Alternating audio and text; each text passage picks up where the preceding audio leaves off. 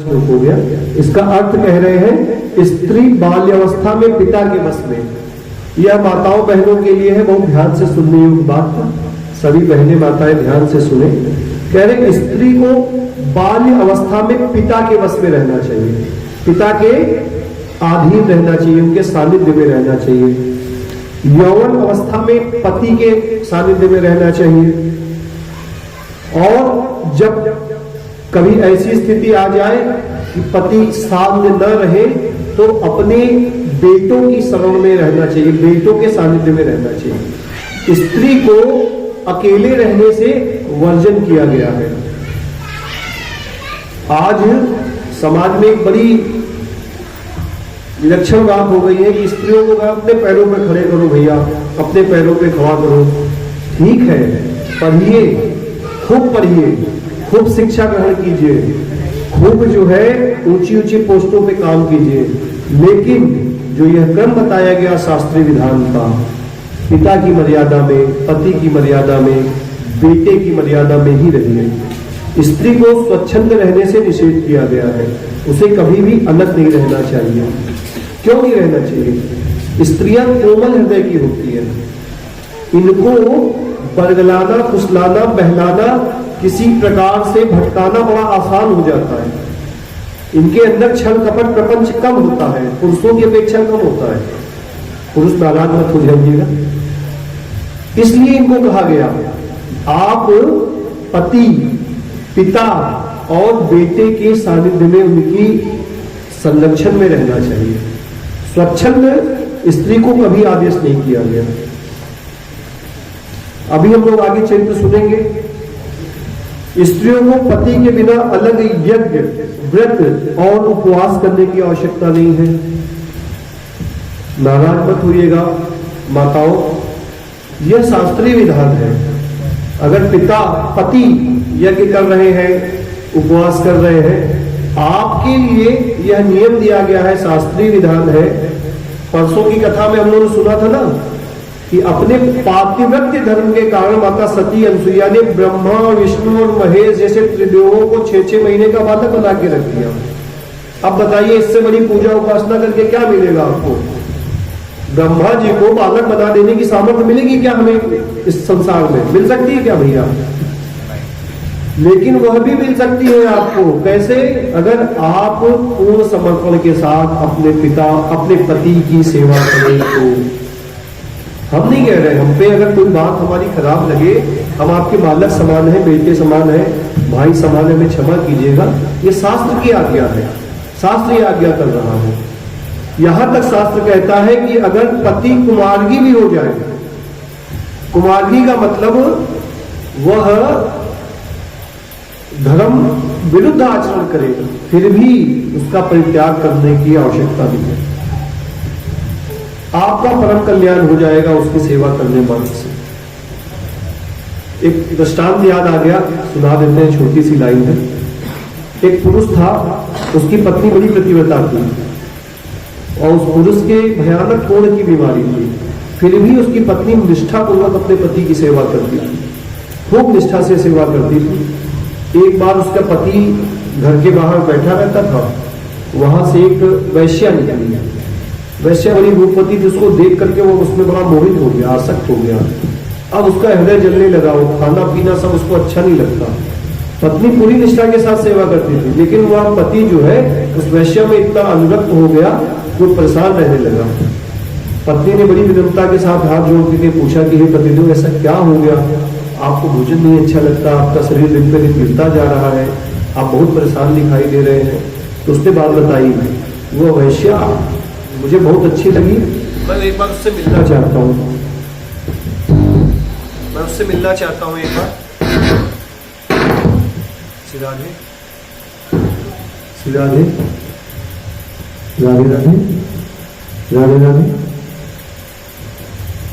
अब उसकी स्त्री सोचने लगी कि मैं अपने पति को कैसे सुखी करूं। तो उसने क्या किया, वह उस वैश्या के घर गई और उसकी वैश्या के घर के जूठे बर्तन मांज देती, झाड़ू पोछा कर देती, उसकी रसोई साफ कर देती, पूरी मतलब अपने घर के पति की काम करने के बाद उसके यहाँ चली जाती है, नित्य उसके यहाँ काम, घर का झाड़ू पोछा, बर्तन मांजना, सारे काम करने लगी। धीरे धीरे 10 दिन बीता, 20 दिन बीता, तो उस वैश्या ने पूछा कि आप कौन हैं और आप यहाँ आकर के सेवा क्यों करती हैं, आप मुझसे क्या चाहती हैं? तो उसने बताया कि मेरे पति हैं, उनके शरीर में ऐसे ऐसे कोढ़ की बीमारी है, वे आपको उन्होंने देखा और आप पे बड़े आसक्त हो गए। आपसे मेरी यही प्रार्थना है कि अगर आप मेरी सेवा से प्रसन्न हैं तो एक बार उनसे मिल लीजिए, उनको अपने साथ मिलने का समय दे दीजिए। वह उसकी निष्ठा भाव से, राधे उसके निष्ठा भाव से बड़ा प्रसन्न हुई और उसने कहा ठीक है, अगर तुम्हारी ऐसी इच्छा है, मैं तुम्हारी सेवा से प्रसन्न हूं, अपने पति को ले आओ, मैं तो नहीं आऊंगी तुम्हारे यहाँ, रात को पति को अपने ले आओ। उसने बड़ी सी डोलची में, उस स्त्री ने, पतिव्रता स्त्री ने बड़ी सी डोलची में अपने पति को बैठाया और अपने सर पे उठा करके लेकर के गई और पति को अंदर घर में प्रवेश करा दिया और बाहर खड़ी हुई। सर्दियों की रात थी, बारिश हो गई भीषण, ओले गिरे और इतनी सर्द लगी कि उस सर्द से वो पत्नी का शरीर पूरा हो गया। जब शरीर पूरा हुआ तो भगवान ने अपने पार्षद भेज दिए, भगवान ने अपने देवदूत भेजे कि जाओ उसका अपने पति के प्रति इतनी निष्ठा की, उसने अपने प्रतिबद्ध धर्म का पालन किया है, उसको मेरे धाम ले आओ। देवदूत पहुंचे उसको ले जाने के लिए। उसने पूछा आप कौन हैं?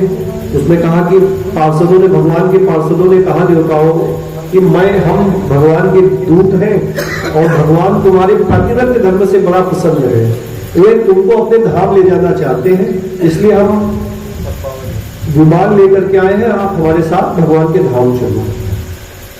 तो कहेंगे मैं चलूंगी, लेकिन मेरी एक शर्त है। कहीं क्या शर्त है? कहीं मेरे पति को भी ले चलना पड़ेगा। कहने नहीं, आपके पति तो घोर पापी हैं, उनको कैसे ले जाया जा सकता है? कहीं देखिए, अगर मुझे ले जाना है तो मेरे पति को ले जाना पड़ेगा। वो देवदूत सब भगवान के पास आए, कहीं भगवान ऐसी ऐसी कह रही है, कहीं ठीक है उसके पति को ले आओ। उसको लाने के लिए कुछ भी करना पड़े करो, लेकिन उसको लेके आओ, वह इतनी पतिव्रता स्त्री है, मैं उससे बहुत प्रसन्न हूं। देवदूत आ गए, उसके पति से कहा चलो विमान आया, तुम और तुम्हारी पत्नी भगवान के धाम चलोगे। तो पति पता है क्या बोलता है? कहता ऐसा है, मैं अकेले नहीं जाऊंगा, मेरा प्रेम इस वैश्या में है, इस वैश्या को भी लेकर के चलो। देवदूत बड़े परेशान हुए, अरे ये तो अलग कहानी गढ़ी जा रही है। फिर भगवान के पास गए, भगवान ने कहा हमने तुमसे कहा था उसको लाने के लिए चाहे जो करना पड़े करो, ले आओ।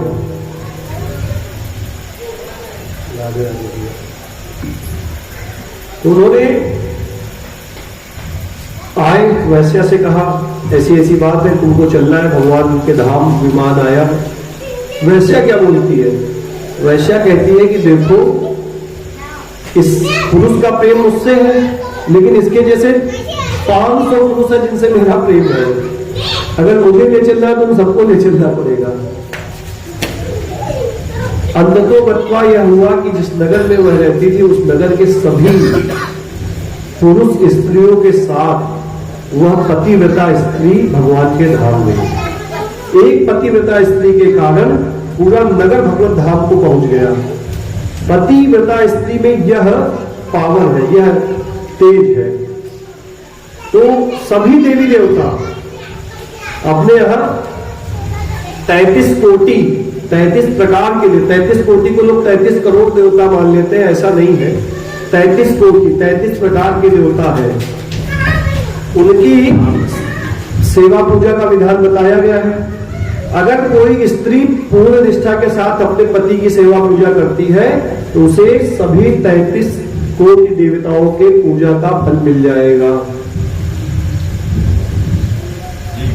बोले वृंदावन बिहारी लाल की जय। तब एक बात यह हो सकती है,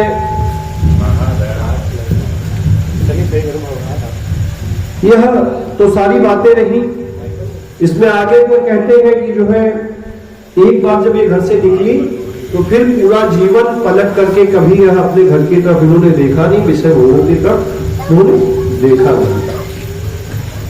समय तो घड़ी चल रही है, बढ़ता जा रहा है, तो अब ऐसा करते हैं कि कथा में प्रवेश करते हैं। एक बार बोलिए श्री करमैती बाई की जय।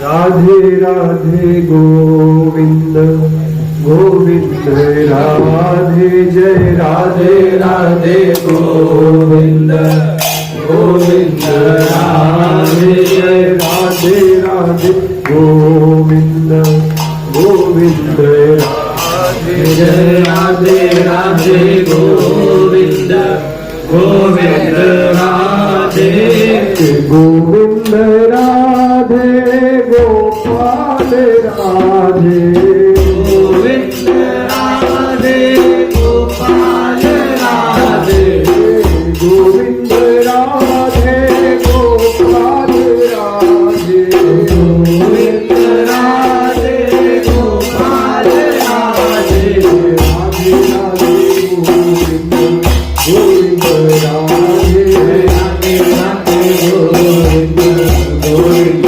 राधे, राधे राधे गोविंद गोविंद राधे, राधे राधे गोविंद गोविंद राधे, बिहारी लाल की जय। कथा में प्रवेश करते हैं। तो आज हम सभी भक्तिमती करमैती बाई के पावन जीवन चरित्र का श्रवण कर रहे हैं।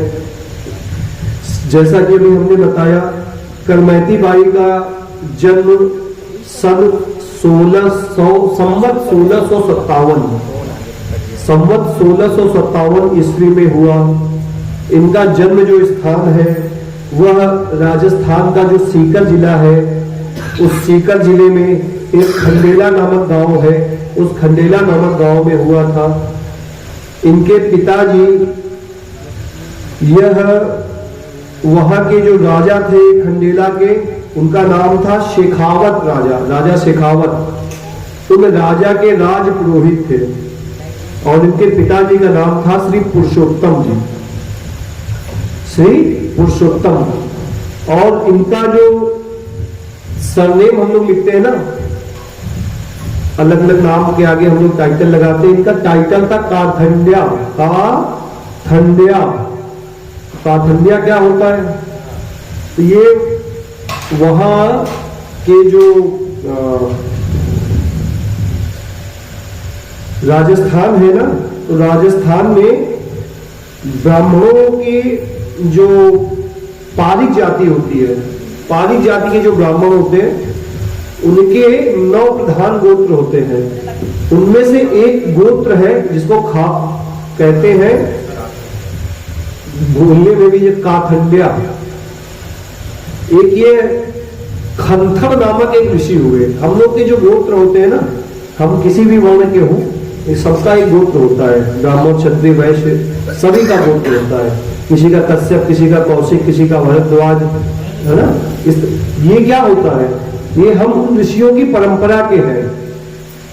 ये अंग्रेजों ने अपनी किताब लाए, उसमें पढ़ा दिया कि मनुष्य जो है बानरों की संतान है। अरे भैया, बानर की संतान तुम होंगे, हम लोग बानरों की संतान नहीं है, हम लोग ऋषियों की संतान है। जिस जिस व्यक्ति का जो जो गोत्र है, उसमें जो ऋषि का नाम है, वह हमारे वंशज है, वह हमारे पूर्वज है, उनके वंश के हम हैं। तो ये खंथर नामक एक ऋषि हुए हैं, उनके वंशज थे ये लोग, इसलिए इनको वह अपभ्रंश होकर के काथंड्या करके इनको बोला जाने लगा। 1857 ईस्वी में इनका करमैती बाई जी का जन्म हुआ। इनके जन्म की जो कथा है बड़ी विलक्षण है। इनके जो पिता थे यह राज पुरोहित थे, खूब पूजा पाठ करते थे, राजा के यहां भी करते थे और अपने यहां भी करते थे। लेकिन एक बात का इनको बड़ा कष्ट था, धन संपदा खूब थी, राज पुरोहित थे तो दान दक्षिणा की कोई कमी नहीं थी, खूब संपदा थी, मकान भी खूब बढ़िया बना हुआ था, एक धर्मनिष्ठ पत्नी भी थी, लेकिन इनके कोई संतान नहीं थी। इस बात को लेकर के बहुत दुखी रहते। पहले के समय में विवाह जल्दी हो जाते थे, 12-14 साल की उम्र में विवाह हो जाता था, साल 2 साल 3 साल 1 साल 3 साल 5 साल में बौना हो जाता था। तो 17-18 साल का होते होते लोगों के 1-2 बच्चे हो जाया करते थे, लेकिन ये धीरे धीरे 35 वर्ष के हो गए और 35 वर्ष की आयु तक इनके कोई संतान नहीं। इस बात को लेकर के यह राज पुरोहित श्री पुरुषोत्तम जी अत्यंत दुखी रहते थे। एक बार ये बहुत दुखी थे, अपने घर के बाहर बैठे थे, वहां से कोई महात्मा जी निकले। उन्होंने पूछा कि ब्राह्मण देवता आप क्यों दुखी हैं? इन्होंने कहा है बताई पूरी बात कि मैं ऐसा ऐसा विषय है, हमारी कोई संतान नहीं है जिस कारण से हमको कष्ट है। तो उन्होंने कहा कि आपको अपनी कुल देवी जो है उनकी पूजा करनी चाहिए। कुल देवी की पूजा करने से आपको आपके मनोवांछित फल की प्राप्ति हो जाएगी। यह हम सबके लिए भी आवश्यक वास्तु है। ठीक है, हमारे उपास्य देव श्री युगल सरकार हो सकते हैं, राधा माधव जी हो, श्री सीताराम जी सरकार हो, लेकिन हर व्यक्ति के अपने एक कुल देवता होते हैं, एक ग्राम देवता होते हैं, एक स्थान देवता होते हैं। इन सभी की समय समय पर पूजा हम सबको करते रहना चाहिए। अभी जैसे ये पितृपक्ष चल रहा है, तो यह पितृपक्ष 15 दिन का जो समय होता है पितरों के लिए है। हमारे जो पूर्वज रहे, हमारे शरीर को बनाने में हमारे पिता का शरीर लगा, हमारे पिता को शरीर बनाने में हमारे दादाजी का शरीर लगा, हमारे दादा के शरीर को बनाने में उनके दादा का। तो यह शरीर हमको मिला है जिसका हम पे कर्ज है। उस कर्ज को हम कैसे चुका सकते हैं? इस पितृपक्ष में तर्पण करके। तर्पण करके भाई हमारा क्या जाता है बताइए?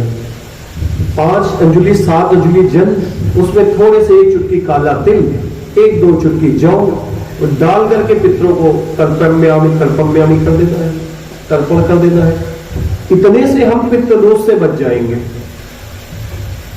जब से भारत में यह सारी चीजें खत्म होती जा रही है, कुल देवता का सम्मान, स्थान देवता का सम्मान, पितरों पुरखों की सेवा पूजा, तब से यहाँ के मनुष्यों में धर्म का आचरण गिरता जा रहा है। वह दुखी होते जा रहे हैं, वे कष्ट में आते जा रहे हैं। पुरखों की क्या बताइए क्या जाता है हमारा? 5 अंजुलि 7 अंजुलि जल अगर भगवान सामर्थ्य दे तो उनकी जो तिथि है, जिस तिथि में उनका शरीर पूरा हुआ है, उस दिन आपकी सामर्थ्य बने तो किसी 1 2 3 4 5 जैसी सामर्थ्य बने वैसे ब्राह्मण को बुला करके भोजन करा दीजिए। नहीं भोजन करा सकते तो सीधा दे दीजिए। वह भी नहीं कर सकते हैं तो 5 अंजुलि 7 अंजुलि जल देने से हमको कौन रोकता है भैया बताइए? उसमें हमारा क्या चला जाएगा? इतने मात्र से हमारे पितरों को वह इंतजार करते हैं पितृपक्ष में कि हमारा जो यह वंशज है यह हमारा तर्पण करेगा।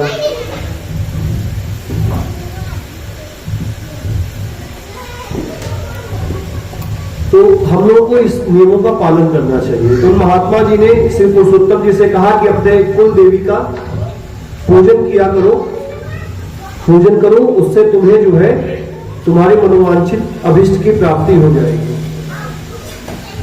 तो इन्होंने कहा यह तो हम कई बार कर चुके। उन्होंने कहा ठीक है एक बार फिर से जाओ। तो इनकी जो कुल देवी थी, उनकी कुल देवी का नाम था कुंजला माता, माता कुंजला। यह इनके राजस्थान में ही मेवाड़ में एक जायल करके नगरी है, उस जायल नगरी में कुंजला माता का मंदिर है, वह इनकी कुल देवी थी। अब की जब ये पुरुषोत्तम जी ब्राह्मण देवता अपने घर से निकले तो उन्होंने एक संकल्प कर लिया कि कहा जाता है कि जिसके तर्पण करने वाली संतान न हो उसका तो वंश वैसे भी खत्म हो जाना है। और यह राजपुरोहित थे, लोग इनको ताना मारते थे कि आप राजपुरोहित हैं और आपकी संतान नहीं है। उस समय में संतान न होना बड़ा मतलब दुख का कारण माना जाता था। तो इन्होंने निश्चय किया कि हम जा रहे हैं माता के यहाँ, और अगर अब की माता ने हमारी बात ना सुनी तो हम उसी माता के दरवाजे पे अपने प्राणों की आहुति कर देंगे। ऐसा निश्चय करके ब्राह्मण जो है वहां से निकले और यह कुंजला माता के दर्शन करने के लिए जा रहे थे। मंदिर से कुछ दूर पे रह गए थे तो संध्या हो गई, रात्रि हो गई, तो उन्होंने एक स्थान पर रात्रि विश्राम करने का निश्चय किया और वहां पे रुक गए। थोड़ी देर पश्चात वहां पर एक परम ऐश्वर्य और तेजमयी एक देवी प्रकट हुई। उन देवी ने इनके पास आकर के बोला कि हे ब्रह्मदेव, आपको क्या कष्ट है, आप यहाँ क्या कर रहे हैं? तो उन्होंने अपनी सारी बात बताई कि हम ऐसे ऐसे राजपुरोहित हैं, वहां से आए हैं, माता के दर्शन करने के लिए जा रहे हैं, और ऐसा हमारा निश्चय है कि अगर इस बार माता ने दर्शन दे करके हमें हमारे मनोवांछित वरदान ना दिए तो हम अपना शरीर माता के धाम में खत्म कर दें। तो माता, वो देवी ने कहा कि देखो, तुम यहां से लौट जाओ और मैं तुमको आशीर्वाद देती हूँ कि तुम्हें 4 पुत्र होंगे। तो ब्रह्मदेव की थोड़ी आंखें खड़ी हुई।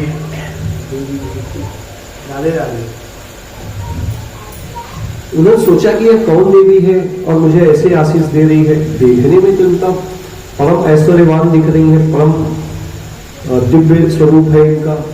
उन्होंने प्रार्थना करी चरणों में गिर कर कि माता, हमें वरदान तो दे रही है कि 4 पुत्र हमको होंगे, लेकिन हमको कैसे विश्वास हो? आप कौन हैं? अपना स्वरूप हमें बताइए। उन्होंने कहा, तुम जिस माता की पूजा करने के लिए जा रहे हो, मैं वही कुंतला देवी हूँ। तो उन्होंने कहा, मैं ऐसे कैसे विश्वास करूं कि आप वही देवी हैं? तो उन्होंने कहा, फिर कैसे विश्वास होगा? कहीं जिस प्रकार वहां देवी की अष्टभुजाएं हैं, आप मुझे उसी अष्टभुजा स्वरूप में दर्शन दीजिए, तब मुझे विश्वास होगा। तो माता ने प्रकट होकर के अष्टभुजा रूप में इनको दर्शन दिया। अब तो माता के दर्शन पाकर के यह ब्राह्मण देवता कृत्य हो गए और माता के चरणों में गिर करके प्रार्थना करने लगे। या देवी सर्वभूतेषु भक्ति रूपेण संस्थिता, नमस्तस्यै नमस्तस्यै नमस्तस्यै नमो नमः। या देवी सर्वभूतेषु मात्र रूपेण संस्थिता, नमस्तस्यै नमस्तस्यै नमस्तस्यै नमो नमः। या देवी सर्वभूतेषु शक्ति रूपेण संस्थिता, नमस्तस्यै नमस्तस्यै नमस्तस्यै नमो नमः। जयंती मंगला काली भद्रकाली कपालिनी, दुर्गा क्षमा शिवा धात्री, स्वाहा स्वधा नमोस्तुते। सर्वमंगल मांगल्ये शिवे सर्वार्थ साधिके, शरण्ये त्र्यंबके गौरी नारायणी नमोस्तुते।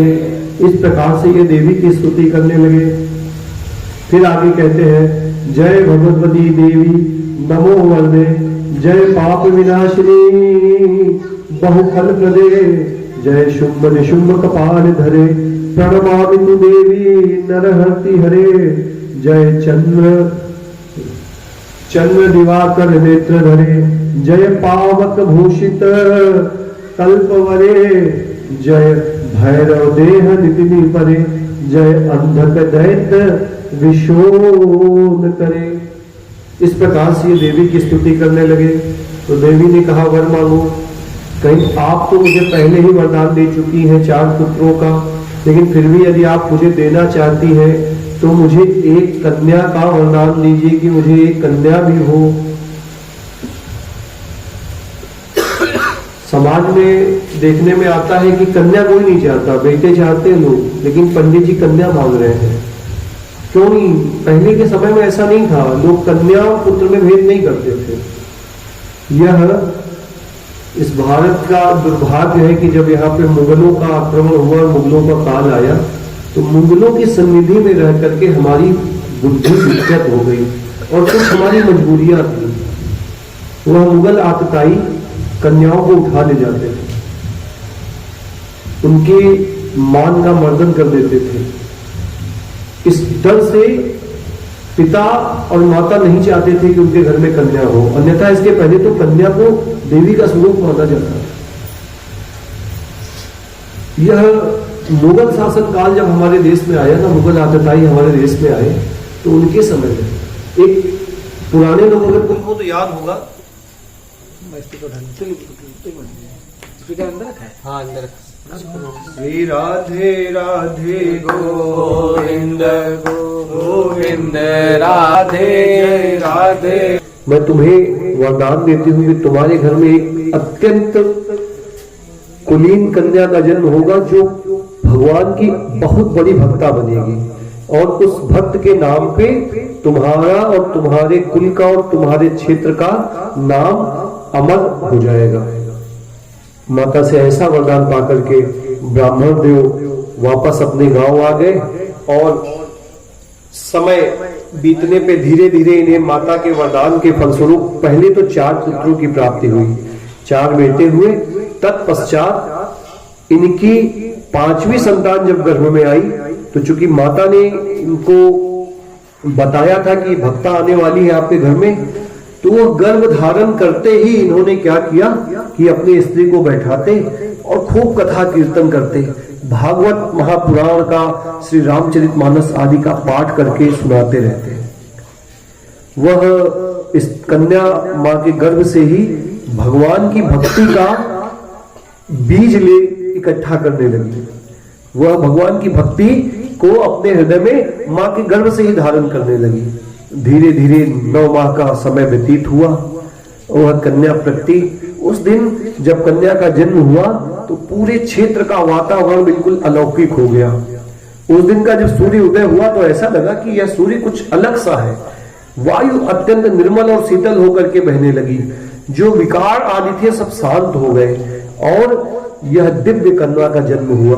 कन्या के मुख पे दृष्टि पड़ते ही पिता को और माता को बड़ा संतोष हुआ, बड़ा आनंद प्राप्त हुआ।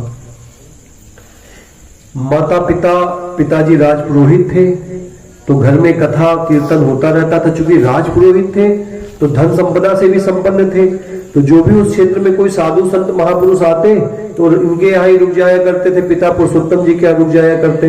अब जब साधु जहाँ बैठते हैं तो वहां कथा कीर्तन तो होता ही रहता है। यह छोटी बच्ची अभी बहुत छोटी है, पहले जब ये गोद में थी तो माँ गोद में लेके बैठ के कथा कीर्तन सुना करती, और जब ये थोड़ी बड़ी हुई तो ये भाग करके कथा कीर्तन में बैठ करके कथा कीर्तन सुनती रहती है। 4-5 वर्ष की अवस्था हुई, बच्चे खेलते हैं, खेल कूद गुड्डा गुड़िया आदि सब, लेकिन इनका मन उसमें नहीं लगता। इनको तो कथा और कीर्तन ही अच्छा लगता। एकांत में बैठ जाती और आंख बंद करके घंटों बैठी रहती। माता सोचती कि हमारी बच्ची को क्या हो गया, ऐसा क्यों ये कर रही है, किसी को समझ में नहीं आता। धीरे धीरे धीरे धीरे करके कन्या बड़ी होने लगी, और जैसे जैसे कन्या बड़ी होने लगी उसके हृदय में भगवान का प्रेम भी उतने ही उत्तरोत्तर वृद्धि करने लगा। अब तो इस कन्या को अपने शरीर को संभाल पाना मुश्किल पड़ता। हम सभी लोग जब नरसिंह मेहता जी का चरित्र सुन रहे थे तो भक्ति के सद्विकार का वर्णन किया गया था। जब किसी के हृदय में भगवान की शुद्ध भक्ति प्रकट होती है ना भैया, तो रोमांच होता है। जैसे रोए कभी खड़े हो जाते हैं, आप लोग देखा तो क्या गूज बम क्या बोलते हैं इंग्लिश में, कुछ ऐसे ही बोलते हैं ना उसको। अब रोए रोए खड़े हो जाते हैं, रोमांच हो जाता है। रोमांच कंप, शरीर कांपने लगता है, कंपायमान होता है। जैसे किसी को जूड़ी देकर के बुखार आए, इस प्रकार से उस व्यक्ति का शरीर कांपने लगता है।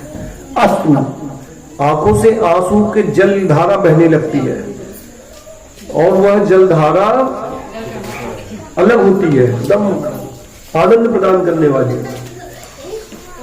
तो रोमांच कंप अश्रु तरंग, शरीर तरंगायित होता रहता है और शरीर बड़ा होने लगता है। इस तरीके से भक्ति के सद्विकार प्रकट होते हैं जब किसी के हृदय में शुद्ध प्रेमा भक्ति प्रकट होती है। इस कन्या में बालपन से ही भक्ति के विकार दिखने लगे हैं। कभी रोती कभी हंसती, माता पिता को लगता है कि ये क्या कर रही है। कब उन्होंने ओझाओं को दिखाया, सोखाओं को दिखाया, वैद्य को दिखाया, लेकिन कोई शरीर की बीमारी हो तब तो उसका उपचार हो। यह बीमारी तो मन को लगी हुई है। यह जो श्री कृष्ण नामक है, इनको श्याम वर्ण कहा जाता है। एक संत जो है परिहास में कहते हैं कि ये कालिया नाग है, कालिया नाग। ये जिसको डस लेता है ना, वो किसी काम का नहीं रहता है। मीराबाई को डसा था, देखिए क्या गति उनकी हुई। जिसको जिसको डसा, इस कृष्ण रूपी नाग ने जिसको जिसको डस लिया, वो कहीं का नहीं रहा, किसी काम का नहीं रहा। इस बालिका का हृदय कहीं नहीं लगता। अब कन्या 9 वर्ष 10 वर्ष की हो गई, पिता को चिंता होने लगी, इसका विवाह करना है। दैव संयोग वशात यह जिस नगर में राजा के राजपुरोहित थे, उस राजा के एक मित्र थे, वो दूसरे नगर के राजा, उनके राजपुरोहित के यहाँ इनकी कन्या का विवाह तय हो गया। और वो इनसे भी धन संपदा में ऊंचे। पिता को बड़ी प्रसन्नता हुई, ये हमारी बच्ची बड़ा सुख करेगी। तो इन्होंने विवाह तय कर दिया। जैसे ही विवाह तय कर दिया और इनको पता चला करमैती जी को, तो ये बड़ा दुखी हुई। अपने पिता के पास गई और कहने लगी कि हे पिताजी, आपने हमें भागवत की कथा सुनाई। उस भागवत की कथा में बताया कि समस्त चराचर प्राणी के पति तो भगवान है, फिर आप मेरा दूसरा विवाह क्यों कराना चाहते हैं? मेरा विवाह तो श्याम सुंदर श्री कृष्ण के साथ हो गया। पिता हंसे और उनको लगा कि छोटी बच्ची है, कथा वगैरह सुनी है, जिसके प्रभाव से ऐसी बात कह रही है। वह उसके अंतर हृदय की बात को समझ नहीं पाए। विवाह का समय निश्चित हो गया, विवाह हो गया। अब विवाह हो गया तो सौभाग्यवती जो कन्याएं स्त्रियां होती हैं, वो सिंदूर लगाती, चूड़ी पहनती हैं, बिछुए पहनती हैं, और जो भी सौभाग्य सूचक चिन्ह होते हैं उनको धारण करती हैं। ये सारा तो धारण करती, लेकिन हृदय से यह सोचती रहती कि यह सारे चिन्ह मैंने जो धारण किए हैं, यह भगवान श्याम सुंदर श्री कृष्ण के लिए है। हृदय से ये श्री कृष्ण को ही अपना पति मानने लगी। बचपन का जो प्रेम होता है ना भैया, वो भुलाए नहीं भूलता है। इनका बचपन का प्रेम श्याम सुंदर से हो गया। विवाह हो गया। विवाह को 3 वर्ष बीत गए। लगभग 14 वर्ष की अवस्था इनकी हो गई। अब इनकी ससुराल से पैगाम आया कि हम फला फला तिथि को बारात लेकर के आएंगे और बच्ची का गौना करा करके ले जाएंगे।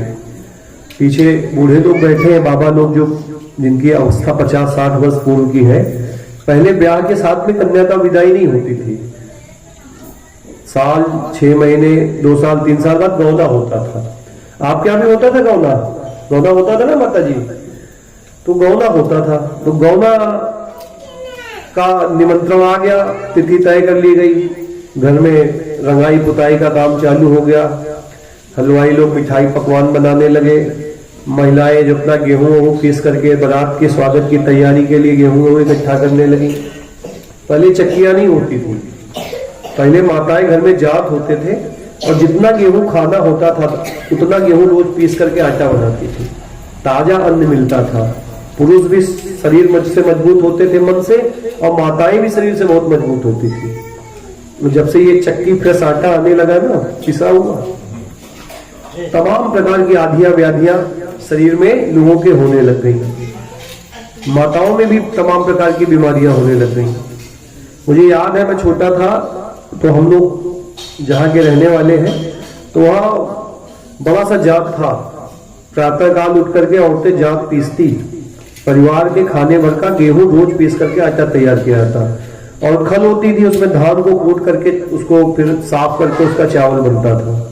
पहले से कोई इकट्ठा करके नहीं रखा जाता था वो। अब ये थ्रेसर वगैरह और ये सब पता क्या क्या चीजें आ गई, ये सब पहले ऐसी व्यवस्था नहीं थी। जब ये व्यवस्थाएं नहीं थी तो इंसान की आयु बड़ी लंबी होती थी और वो स्वस्थ रहता था। लेकिन अब माताओं ने तैयारी चालू की इनके विवाह गौने की। धीरे देखते देखते गौने का दिन भी पास आ गया। बारात दरवाजे पे आ गई। शाम को द्वारचार हुआ, पूजन हुआ और जनवासा डाल दिया गया। सारे बाराती रुके हुए हैं।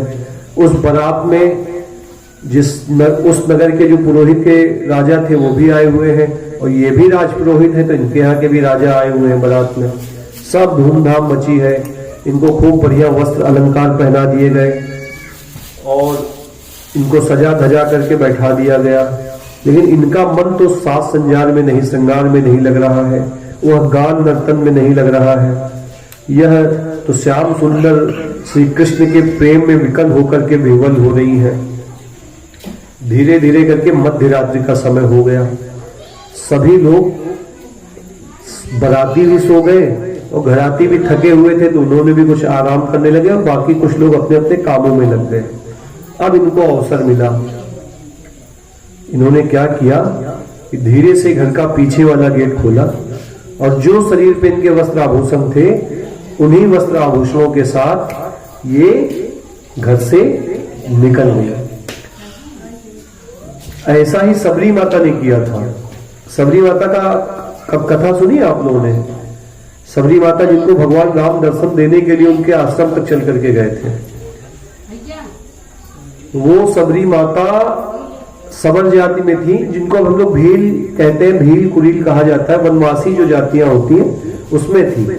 उनके विवाह की तैयारी हुई तो जंगल से बहुत सारे पशुओं को पकड़ के लाया गया।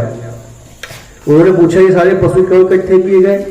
तो उनकी माता ने बताया कि कुछ दिन बाद तुम्हारी शादी है, तो उस शादी में इन पशुओं को मार के इनका मांस जो है बरातियों को खिलाया जाएगा।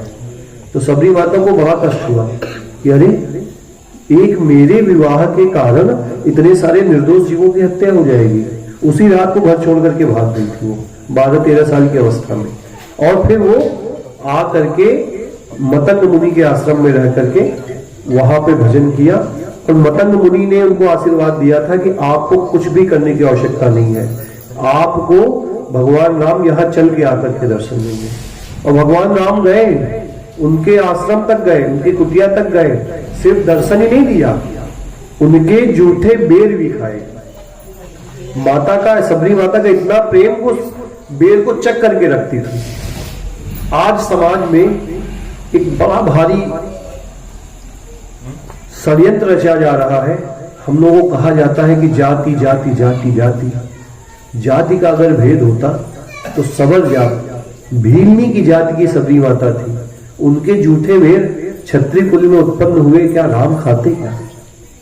आप बताइए, आप बताइए अगर जाति का भेद उस समय में होता, मैं एक प्रश्न पूछ रहा हूं, आप बताइए अगर उस समय में जाति का भेद होता तो निषाद राज जो अपने मल्लाह जाति आज कही जाती है, नाव खेने वाले लोग, एक ही गुरुकुल में राम और मल्लाह निषाद राज कैसे पढ़ते, निषाद कैसे एक ही जगह पढ़ रहे होते? यह तो सारी चीजें बहुत बाद में हम पे आप पे थोपी गई, जब उन लोगों को लगा कि इनको अगर हम बांटेंगे नहीं तो हम इन पे राज नहीं कर पाएंगे। आप लोग यहाँ बैठे हैं, पुराने लोग भी यहाँ बैठे हैं, अगर किसी के पास सन 1800 की कोई खसरा खतौनी मिल जाए, सन 1805 के पूर्व की कोई खसरा खतौनी मिल जाए, कोई ऐसा डॉक्यूमेंट मिल जाए, तो उठा के देखेगा किसी के नाम के आगे उसकी जाति नहीं लिखी होती थी। अगर किसी का नाम रामचंद्र है तो रामचंद्र पुत्र, उसके पिता का नाम लिखा होता था और गांव का नाम लिखा होता था। आप बताइए, अच्छा आपने कभी सुना कि रामचंद्र सिंह, भगवान श्री राम का नाम कहीं रामचंद्र सिंह लिखा गया हो? कभी श्री कृष्ण का नाम श्री कृष्ण यादव लिखा गया हो? ये तो अंग्रेजों की दी हुई सब थोपे गए। इसीलिए कुछ लोगों को ये पता नहीं था हमारी जाति क्या है। तो आपने सुना होगा किसी का नाम बाटली वाला, सुना सबने? दारू वाला, बाटली वाला जो काम करता था, अगर वो बोतल बेचते थे वो बाटली वाला हो गए, जो दारू बेचते थे वो दारू वाला हो गए। जबरदस्ती फार्म भरवाए गए 1805 में या 1825, मुझे सर एग्जैक्ट नहीं याद आ रहा है। जबरदस्ती हमको आपको फार्म देके भरवाए गए, उस पर जाति लिखवाई गई कि आप जाति लिखो।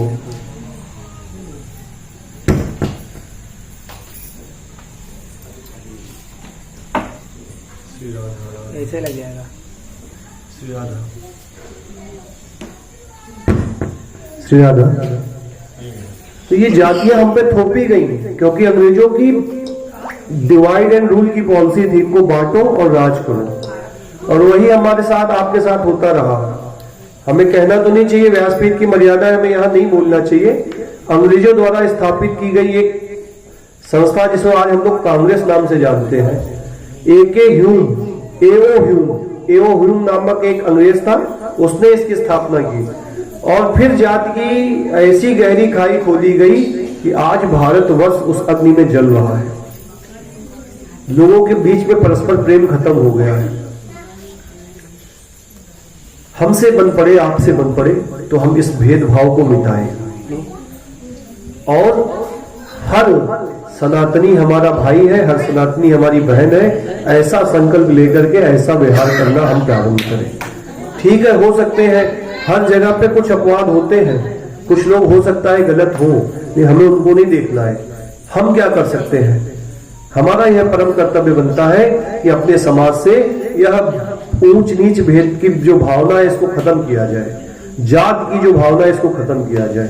व्यवहार कीजिए, व्यवहार कीजिए। देखिए, हम दो तरीके के संबंध होते हैं, एक संबंध होता है रोटी का, दूसरा होता है बेटी का। हम रोटी के संबंध की बात कर रहे हैं, बेटी के संबंध की बात नहीं कर रहे हैं। क्योंकि अगर मान लीजिए कोई एक जाति है ना, तो उसमें भी अगर क्षत्रिय है ना, तो क्षत्रिय में भी तमाम प्रकार की उनकी अपनी वंश परंपरा होती है, लोग होते हैं, वो उसमें भी शादी नहीं करते हैं। ठीक है, विवाह आप अपने हिसाब से कीजिए, लेकिन खान पान सबके साथ समान रूप से होना चाहिए।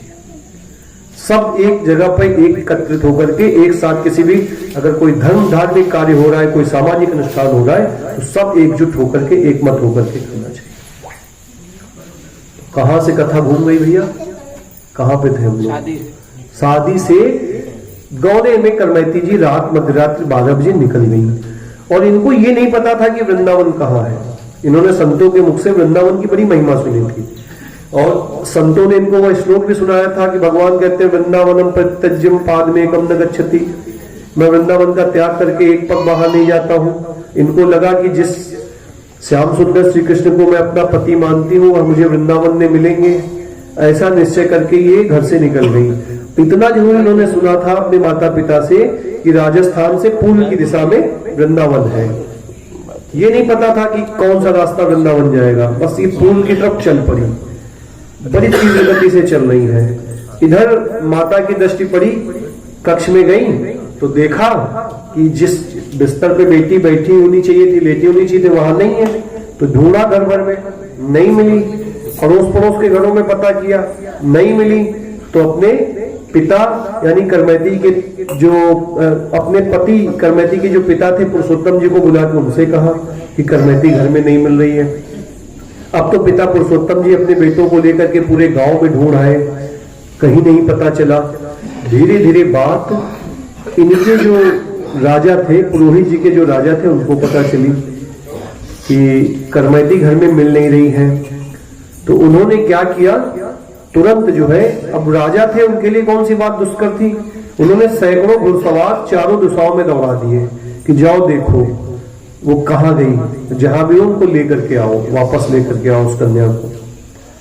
15 वर्ष की अवस्था में मध्य रात्रि को कन्या घर से निकल गई। अब राजस्थान का जो क्षेत्र है वह रेगिस्तान वाला क्षेत्र है, वहां हरियाली नहीं, पेड़ पौधे नहीं होते, सब यही रेत रेत जैसी होती है, बालू बालू जैसा होता है सब वहां पे। अब ये चली जा रही है बड़ी तीव्र गति से, द्रुत गति से, लेकिन ये पैदल और कहा घुड़सवार घोड़े से। ये जब थोड़ी दूर पहुंची ही थी कि घोड़ों के टापों की आवाज इनको लगी। ऐसा लगा कि घोड़े बड़ी तीव्र गति से दौड़ते हुए आ रहे हैं। इनको समझते देर न लगी, निश्चित ही लोगों को पता पड़ गया है और मुझे ढूंढने के लिए घुड़सवार आ रहे हैं। अब ये अपने छुपने के लिए स्थान ढूंढने लगी। देखिए भगवत प्रेम किस हृदय तक इन करमैती बाई जी के हृदय में बसा हुआ है, वह कितना बढ़ चुका है। ये आसपास देखती है तो इनको कुछ दिखाई नहीं पड़ता है। थोड़ी दूर पे इनको एक मरे हुए ऊंट का शव दिखाई पड़ता है। एक ऊंट मरा पड़ा था, मरा हुआ ऊंट था। सियार, भेड़ियों ने, गिद्धों ने, कुत्तों ने उसका जो उदर का भाग होता है वहां से मांस को सब वो खा गए थे। यानी उसका अस्थि पंजर तो था, ऊपर से कुछ उसके जो है सूखी हुई स्किन भी थी, लेकिन अंदर का वो मांस खा गए थे। तो उसके खाने की वजह से एक गहरा गड्ढा जैसा वहां पे बन गया था। अब इनको कुछ और नहीं समझ में आया तो ये उस गड्ढे में प्रवेश कर गई। सोचनीय विषय यह है कि अभी हमारे यहाँ पे घर में एक चूहा मर जाता है तो कितनी दुर्गंध आती है, वहां खड़ा होना मुश्किल हो जाता है। और वो पूरा का पूरा ऊंट मरा हुआ है, सब रहा है, उसकी दुर्गंध, भयानक दुर्गंध, ये वहां उसके अंदर प्रवेश करके बैठ गई। और पीछे से वो घुड़सवार आए तो उन्होंने आसपास तो सब देखा, लेकिन उस मरे हुए ऊंट से इतनी दुर्गंध आ रही थी कि उन घुड़सवारों की हिम्मत नहीं पड़ी कि उसके ऊंट के पास जाकर के देखें। वे सब अपने नाक पे कपड़ा रख करके दूर से ही भाग गए, आगे निकल गए, और ये उस ऊंट में ही बैठी रही। और घंटा 2 घंटा नहीं बैठी रही, 3 दिन 3 रात बिना कुछ खाए पिए उस मरे हुए ऊंट के शरीर में ये बैठी रही। अब यह प्रश्न उठता है कि क्या यह संभव है किसी मनुष्य के लिए इतनी दुर्गंध के बीच में रहे? तो करमैती बाई से बाद में किसी ने पूछा कि आप कैसे बैठी रह गई? तो ये कहती हैं कि विषय वासनाओं से भरे हुए इस गृहस्थ जंजाल रूपी संसार की दुर्गंध में आजीवन पड़े रहने से अच्छा मुझे यह लगा कि मैं कुछ समय इस मरे हुए ऊंट की दुर्गंध को सहन कर लूं। कुछ संतों का ऐसा मत है कि जब ये अंदर बैठी और इन्होंने आंख बंद करके भगवान का ध्यान किया तो भगवान ने उस जगह के वातावरण को ऐसा बना दिया कि जैसे वहां मनियागिरी चंदन की सुगंध फैल गई हो। 3 दिन 3 रात बिना कुछ खाए पिए उस ऊंट के पेट में बैठी रही। 3 दिन बाद वहां से कीर्तन की आवाज सुनाई दी। कुछ साधु लोग कीर्तन कर रहे थे और वो गा रहे थे, चलो रे मन श्री वृंदावन धाम। वो वहां से कीर्तन गाते हुए निकल रहे थे। वो कीर्तन गाते हुए वहां से निकल रहे थे, इनके कानों में वह आवाज पड़ी और वृंदावन धाम का नाम सुनाई पड़ा। अब तो इनको लगा कि हमारी मनोवांछित वस्तु हमको मिल जाएगी और ये वहां से बाहर निकल आई। 3 दिन तक सड़े हुए ऊंट के शरीर में नहीं है।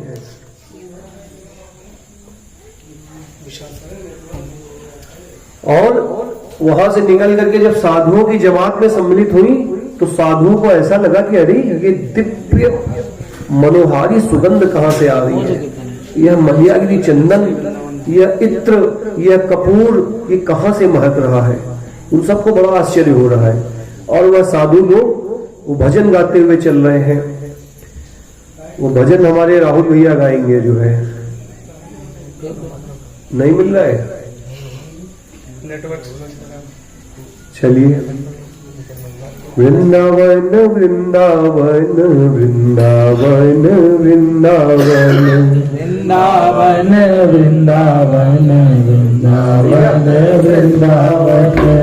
वृंदावन वृंदावन वृंदावन वृंदावन वृंदावन वृंदावन वृंदावन वृंदावन वृंदावन वृंदावन वृंदावन वृंदावन चलो रे वृंदावन वृंदावन चलो रे वृंदावन वृंदावन वृंदावन चलो रे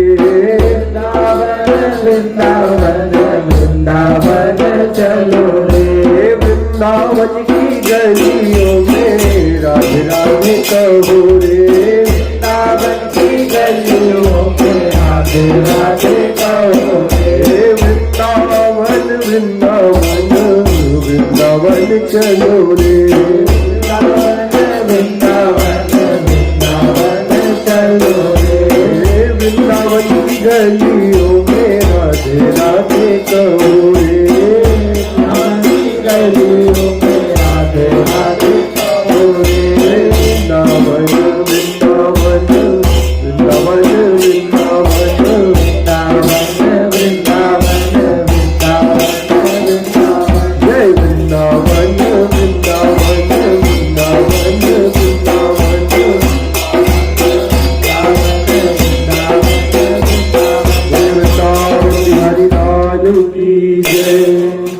वृंदावन बिहारी लाल की जय। चलो रे मन श्री वृंदावन सब लोग गाएंगे, चलो रे मन श्री वृंदावन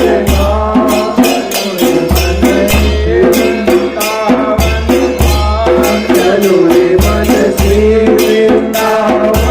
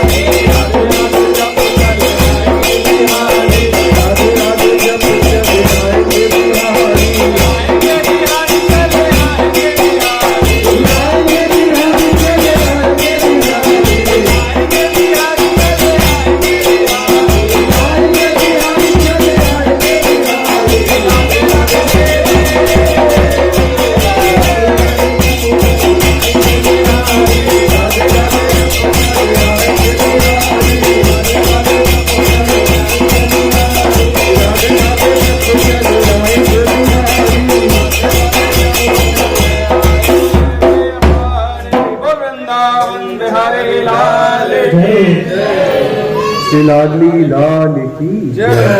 जय श्री राधे। तो साधु संतों के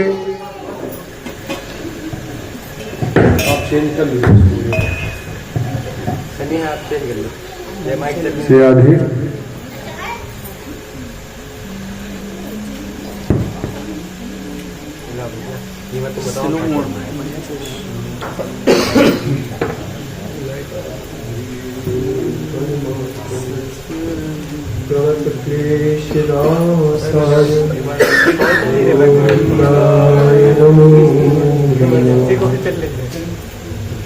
श्री राधे। अब उन संतों के साथ भगवान के पवित्र नामों का कीर्तन करते करते यह 15 वर्षीय 16 वर्षीय बालिका कर्मैती संत महापुरुषों के सन्निधि में श्री धाम वृंदावन पहुंच गई। वृंदावन का जो स्वरूप आज हम देखते हैं, ऐसा स्वरूप उस समय नहीं था। हम लोग बात कर रहे हैं लगभग आज से 500 वर्ष पूर्व की। तो मथुरा तक तो लोग जाते थे, वहां नगर था, लेकिन वृंदावन में शायद ही कोई जाता था। श्री बांके बिहारी जी प्रकट हो चुके थे। हरदास जी महाराज ने बांके बिहारी को प्रकट किया था। फिर हरिवंश महाप्रभु श्री राधा वल्लभ जी को ला चुके थे और श्री गोपाल भट्ट गोस्वामी राधा राम जी को, सनातन गोस्वामी श्री राधा दामोदर जी को, इनको प्रकट तो कर चुके थे। लेकिन इन ठाकुरों के जो बड़े बड़े मंदिर आप देखते हैं, यह मठ मंदिर और धर्मशाले आश्रम वृंदावन में उस समय बिल्कुल नहीं थे। वहां सघन वन कुंज हुआ करता था, घने जंगल हुआ करते थे, ककीली झाड़ियां हुआ करती थी, तुलसी के बड़े बड़े वृक्ष हुआ करते थे, पौधे हुआ करते थे, खूब सघन जंगल था। कोई रसिक आचार्य ही वहां वास किया करते थे। यह कर्मैती भाई जैसे तैसे लोगों से पूछते हुए श्रीधाम वृंदावन पहुंची। और वृंदावन में कहां पहुंची? ये पहुंची वृंदावन में, जो अगर कोई वृंदावन गए हो तो रंग जी का मंदिर दर्शन किया है किसी ने? रंग जी का मंदिर है ना, रंग जी के मंदिर के पास में एक स्थान है ब्रह्मकुंड। ब्रह्मकुंड एक स्थान है, उस ब्रह्मकुंड नामक स्थान पर ये वहां पहुंची और वहां ये यमुना जी के किनारे सघन लता पताओं के बीच रहने लगी। वहां पहुंचने से पूर्व इन्होंने एक काम और किया। जो घर पे माता ने वस्त्र आभूषण आदि पहनाए थे, यह रास्ते में सब ये जरूरतमंद लोगों को दान करती गई। एक भी उन्होंने साथ में नहीं रखा कुछ भी। अब जब ये वृंदावन पहुंच रही है ब्रह्मकुंड पे, तो वहां इनके शरीर पे मात्र वस्त्र बने रह गए हैं और सारे आभूषणों का इन्होंने परित्याग कर दिया, सब दान कर दिया। और वहां आकर के उस समय का जो वृंदावन था, वहां बहुत सारे हिंसक पशु रहा करते थे। सिंह, बाघ, सियार, लोमड़ी, घने जंगल थे तो सांप, बिच्छू बहुतायत मात्रा में हुआ करते थे। ये सब वहां उस जंगल में, और ये वहां पे आकर के उस ब्रह्मकुंड पे रहने लगे। ब्रह्मकुंड के शायद आप लोगों ने दर्शन किए हो, न किए हो तो मैं आपको बताऊं। हम लोग नरसिंह मेहता जी के चरित्र में हम लोगों ने कथा श्रवण किया था, ब्रह्म विमोहन लीला था। जब ब्रह्मा जी को मोह हो गया और वो यहाँ से ग्वाल बाल बछड़े आदि को हरण करके ले गए, तो उसी स्थान पर जब ब्रह्मा जी वापस लौटे अपने एक दिन के बाद, और यहाँ धरती का 1 साल बीत चुका था, तो उसी ब्रह्मकुंड नामक स्थान पे उन्होंने भगवान की स्तुति की, भगवान श्री कृष्ण की उपासना की, प्रार्थना की। और वह जो ब्रह्मकुंड बना है, वह ब्रह्मा के नेत्रों से बहने वाले अश्रुओं के जल से बना हुआ है। वहां पे वह कुंड स्वरूप बन गया। ब्रह्मा जी भगवान की स्तुति करते रहे, भगवान ने उनकी तरफ देखा नहीं। क्यों नहीं देखा? कि भगवान के प्राण प्यारे ग्वाल बाल और गौवे बछड़ों का यह हरण करके ब्रह्मा जी ले गए थे। पिछली कथा में हम लोगों ने विस्तृत रूप से इसको सुना था, उस विषय पे जाएंगे तो काफी समय चला जाएगा। जब ब्रह्मा जी वापस आए ना, तो मथुरा से दिल्ली का जो मार्ग है, उस पर चौमुहा नामक एक जगह है। ब्रह्मा जी के 4 मुंह होते ना, वहां पे वे अपने हंस से उतरे, तो उस जगह का नाम चौमुहा पड़ गया। और फिर वे वहां से आए इस स्थान पर, और यहाँ जिसे आज हम लोग ब्रह्मकुंड कहते हैं, इस स्थान पे भगवान एकांत वन में बैठे हुए थे, क्योंकि ग्वाल बाल सखाओं के सामने तो ब्रह्मा जी अगर स्तुति करेंगे तो भगवान की पोल पट्टी खुल जाएगी, सब जान जाएंगे कि अरे ये तो सर्वेश्वर परम परमात्मा है, उनको तो ग्वाल बाल की लीला करनी थी।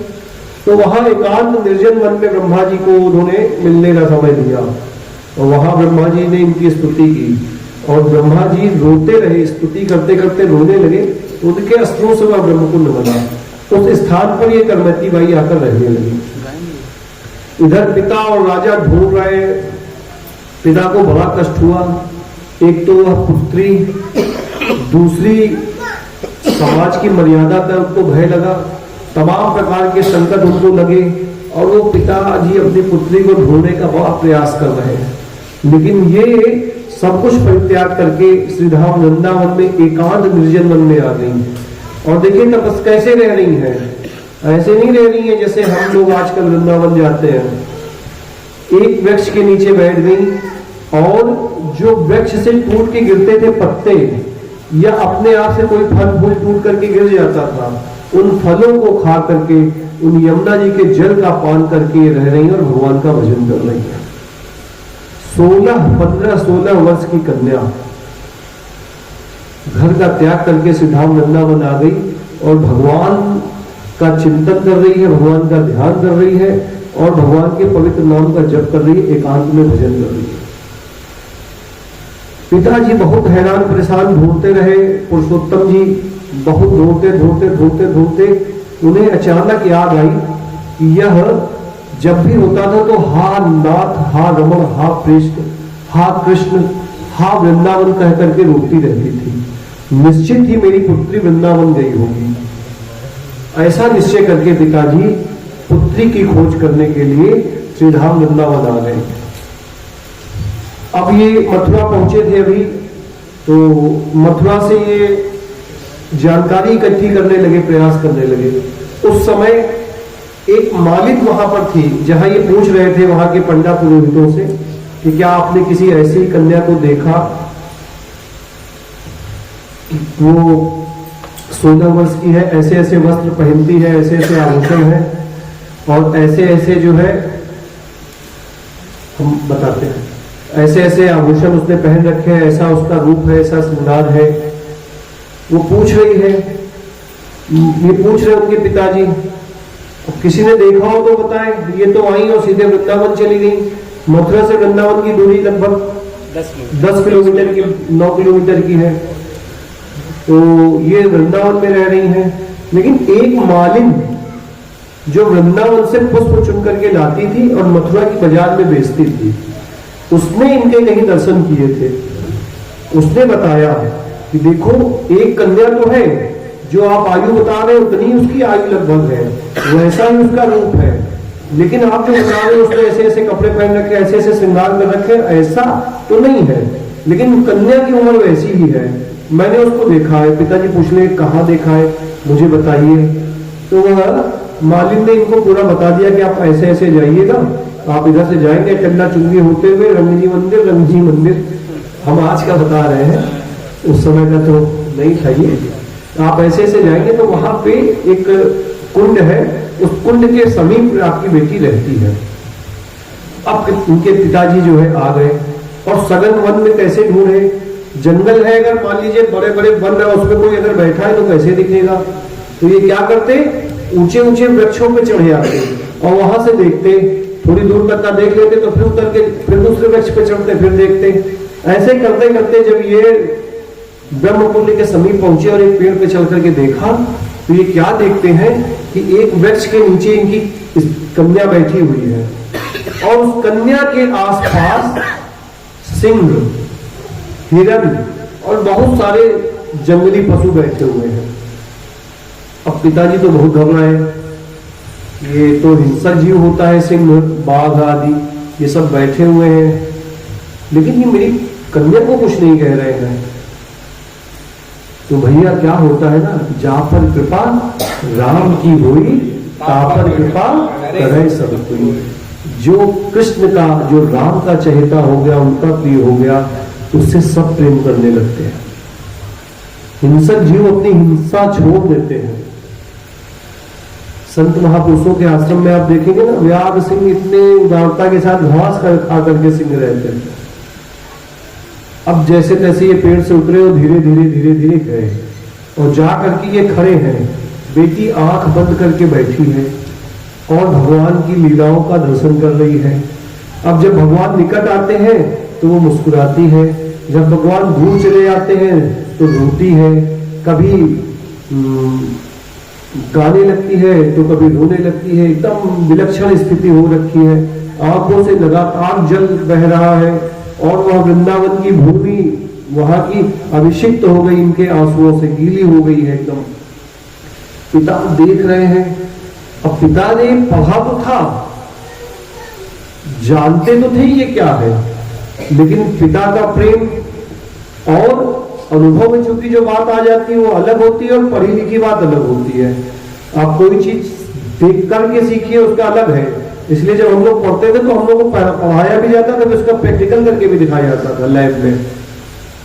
तो बेटी तो प्रैक्टिकल कर रही है और पिताजी खाली पढ़े हुए, तो उनको समझ में नहीं आ रहा ये क्या हो रहा है। ऐसे करते करते काफी समय बीत गया। तब थोड़ी हिम्मत जुटा करके ये गए और बेटी कह करके उन्हें पुकारा। करमती बाई ने आंख खोली तो देखती हमारे पिता हैं। जो आदर सत्कार वो कर सकती थी उन्होंने किया।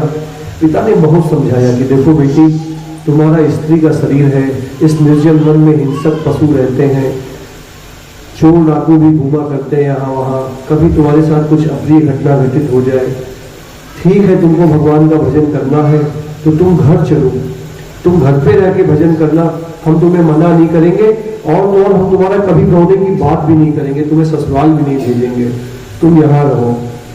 अब बेटी पिता को समझा रही है कि पिताजी आपकी अवस्था लगभग 50 वर्ष की हो गई है, अब तो आपका जो वानप्रस्थ आश्रम का समय हो गया है, आप खुद तो भजन कर नहीं रहे हैं, मुझ पर भगवान की अहेतुकी कृपा हुई है, मैं भजन कर रही हूँ, आप मुझे भजन से क्यों हटाना चाहते हैं, आप मुझे भगवान के मार्ग से क्यों हटाना चाहते हैं। देखो यह शरीर नश्वर है, यह स्त्री पुत्र आदि के जो संबंध है यह नाशवान है, ये एक न एक दिन छूट जाएंगे। हे पिताजी, अपने इस मनुष्य जीवन का कल्याण करो, आप भगवान की भक्ति करो, यह मोह माया त्याग करो। कौन किसकी बेटी, कौन किसका बेटा, पता नहीं कितनी बार मैं आपका पिता बनी हूँ, पता नहीं कितनी बार आप मेरी पुत्री बने हैं, यह तो चक्र चलता रहता है। हर तरीके से कन्या समझा रही है पिता को। पिता फिर भी मानने को तैयार नहीं हुए। बहुत उन्होंने कहा, तब वह इनको थोड़ा डांटते हुए के अंदाज में कहती है कि आपने अपना तो जीवन नष्ट किया ही किया, क्या मेरा भी नष्ट कर देना चाहते हैं। देखिए अब मैं वृंदावन और अपने प्रियतम श्याम सुंदर को छोड़ करके कहीं नहीं जाऊंगी। मेरा तो सर्वस्व माता पिता मेरे सब कुछ भगवान ही है, मेरे पति मेरे पिता सब भगवान है, मैंने इनको वर लिया, अब मैं यहां से कभी छोड़ करके नहीं जाऊंगी। पिता कहते हैं कि ठीक है, अगर तुम नहीं जाओगी तो मैं भी यहीं रह करके तुम्हारे साथ भजन करूंगा। तो वो कहती नहीं, आपको यह नहीं करना है, आप गांव वापस चले जाइए। पिता नहीं तैयार होते हैं तो ये इनको यमुना जी के घाट पे ले जाती हैं, यमुना जी में प्रवेश करती हैं और वहां से इनको श्री बांके बिहारी के स्वरूप जैसे सुंदर भगवान श्री कृष्ण के एक विग्रह निकाल करके देती। संतों का मानना ऐसा है कि वह विग्रह स्वयं भगवान ने इनको दिया कि अपने पिता को दे दो और उनसे कहो कि इनको लेकर के आप चले जाइए। उन अपने आंखों से ऐसी चमत्कृत घटना देखी पिता ने तो उनका मोह भंग हुआ और वे उन ठाकुर जी को लेकर के घर जाने को उद्यत हुए। तो बिहारी जी का स्वरूप है, सुंदर स्वरूप है, उस स्वरूप का वर्णन हम सब एक भजन के माध्यम से करेंगे। देखिए आज हमने कहा था थोड़ा देर तक बैठेंगे, परेशान मत होइएगा। नाम बिहारी लाल की फूलों में सजे रहे हैं, श्री वृंदावन बिहारी फूलों में सजे रहे श्री वृंदावन बिहारी और साथ सजे रहे ज्ञान की दुलारी और साथ सजे रही जीव की भानुलारी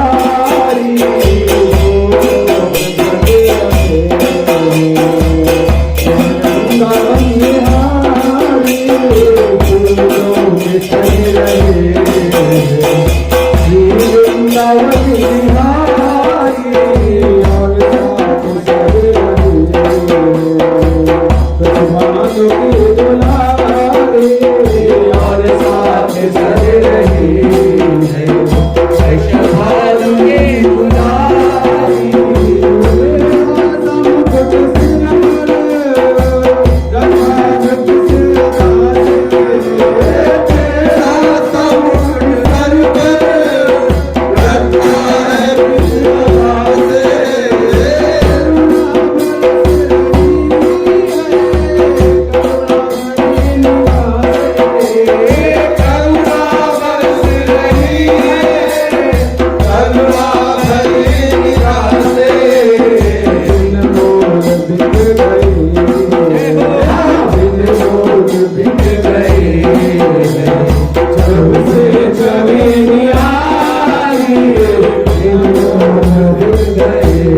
जब से सभी बिहारी फूलों में सजे रहे श्री वृंदावन बिहारी फूलों में सजे रहे श्री वृंदावन बिहारी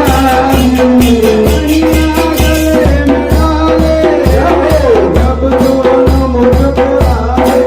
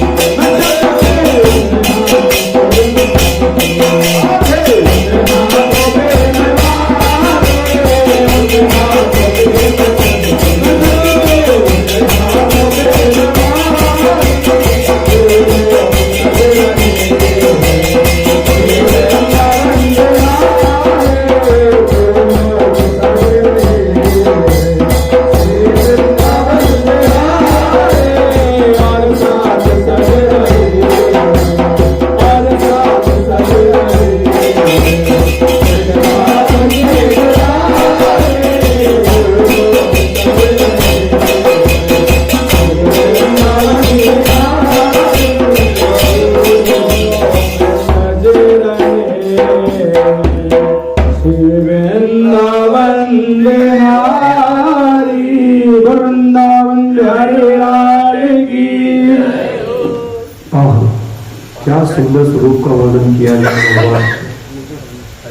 भैया, यह जो काम है ना, कामदेव, यह सभी को मोहित कर देते हैं। एक बार ये शंकर जी के समक्ष गए तो शिव जी ने अपना तीसरा नेत्र खोल करके काम को भस्म कर दिया। लेकिन वही काम जब शरद पूर्णिमा की रात्रि को श्री वृंदावन में निधिवन में महाराज की इच्छा से एकत्रित हुए भगवान श्री कृष्ण और श्री किशोरी राधा रानी के समक्ष उपस्थित हुआ, तो कहते हैं साक्षात मनमत मन मथा,